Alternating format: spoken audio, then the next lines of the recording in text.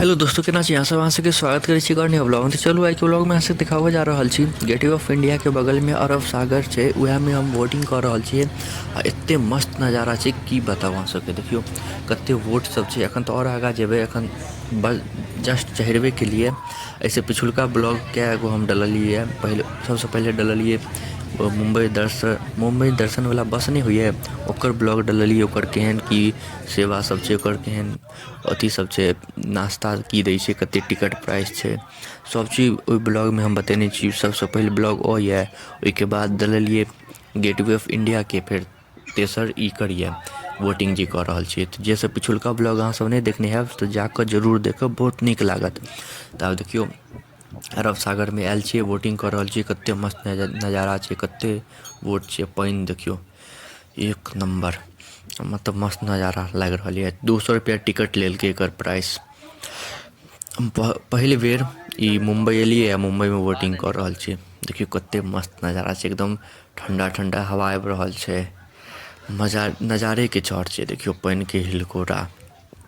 तऽ अहाँ सब सब्सक्राइब कऽ के राखू। एहिके बाद फेर हमसब जेबै मरीन ड्राइव, ओतै वानखेड़े स्टेडियम छै, ओतौ सब जेबै। तऽ अहाँ सब सब्सक्राइब कऽ के राखू, बहुत मजा आयत चैनल पर। अहाँ सब एक बेर चैनल सब्सक्राइब कऽ लेबै तऽ वापस ई चैनल पर से जाके मोन नहीं करत। हम प्रयास करब जे अहाँ सब के लेल बढ़िया से बढ़िया कंटेंट डालैत रहू। देखियो कते मस्त लागि रहल छै, एक नंबर। वोटिंग करऽ के मजे किछु और छै। ई सबसे मजा आबै छै वोटिंग करऽ में। देखियो नाव पर बैस रहू, आराम से देखैत रहू नज़ारा सब। कते दूर दूर के नज़ारा सब देखाई छै। धुइनो लागल छै बहुत, धुंध बहुत लागल छै, लेकिन तैयो देखियो नज़ारा सब अहाँ सब कते मस्त लगे छै। अहाँ सब अगर नहीं आयल छी मुंबई, या फिर ई सब देखऽ में इंटरेस्ट नहीं रखै छी, तऽ हम कहै छी एक बेर अहाँ सब मुंबई आबू, या एहन चीज सब जरूर देखू। एहन चीज सब देखऽ से की होइ छै, माइंड खुलै छै। और अहाँके की हैत, नया नया चीज जानऽ के मिलत, नया नया चीज देखऽ के लेल मिलत, नया नया हिस्ट्री के बारे में पता चलत, हिस्ट्री की छलै। तऽ ई देखनाइ बहुत जरूरी रहै छै, बहुत जाननाइ जरूरी रहै छै। देखियो कते लोक सब छै, कते पूरा भरल छै, नाव पूरा भरल छै। तऽ जे सब नहीं आयल छी मुंबई, खासकर नहीं आयल छी जे सब, ओ सब जरूर एक बेर आबि कऽ घूमू, बहुत नीक लागत। बहुत नीक शहर छै। हमरा पहिले होइ छलै मुंबई बेकार शहर छै, बहुत आदमी सब भरल छै, हरदम भीड़े रहै छै, कचरा शहर हेतै। लेकिन नहीं, हम एक बेर एलियै मुंबई, एते नीक लागि रहल छै की बताऊ। बहुत आनंद आबि रहल है ई शहर में। देखियो कते मस्त शहर छै, एकदम बहुत नीक शहर छै। हमरा पहिले होइ छलै खराब शहर छै, बहुत नीक छै।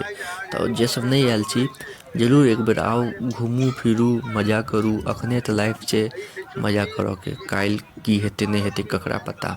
तऽ देखियो कते भयंकर ई बोट छै, लगैया विदेश से एलैया कि ककर छै, कोनो बिजनेसमैन के छै। कते बड़का छै से, देखियो कै मंजिला छै, एक नंबर लागि रहल छै।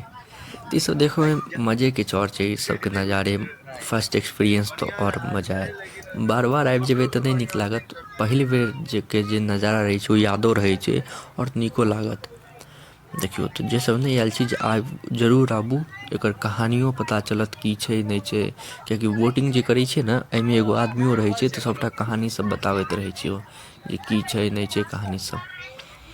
तऽ अहाँ सब जरूर आयल करू। 200 रुपया टिकट छै, कनी खर्चा हैत, मुंबई तऽ कनिक महंगा शहर छैहे, लेकिन घूमू, घुमनाइये छै बढ़िया।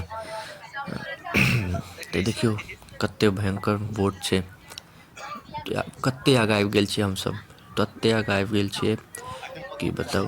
बहुत पार्ट में मुंबई एखन पूरा दर्शन करबै, भरि दिन पूरा दर्शन करबै। तऽ एगो ब्लॉग में तऽ नहीं आयत, बहुत बड़का ब्लॉग बनि जेतै, तऽ ओते देखो में अहाँ सबके मोन नहीं लागत। हम छोट छोट 5-5 मिनट के, 5 से 6 मिनट के अथी ब्लॉग वीडियो बना कऽ हम डालैत जायब। अहाँ सब सब्सक्राइब कऽ के राखू, रोज आयत, एखन 10 दिन तक आयत एकर ब्लॉगे, मुंबई दर्शन के ब्लॉग आयत। देखियो कते लम्बा चौड़ा छै, ओ भाई साहब कते भयंकर छै, ओ माय गॉड। देखियो कोनो बिजनेसमैन के हेतै ने, तऽ दोसर कंट्री से आयल हेतै, साथ में इहो चलि रहल छै, रेस लागि रहल छै। देखियो कते मस्त नजारा छै, अहीं सब बताऊ नीक लागि रहल छै कि नहीं।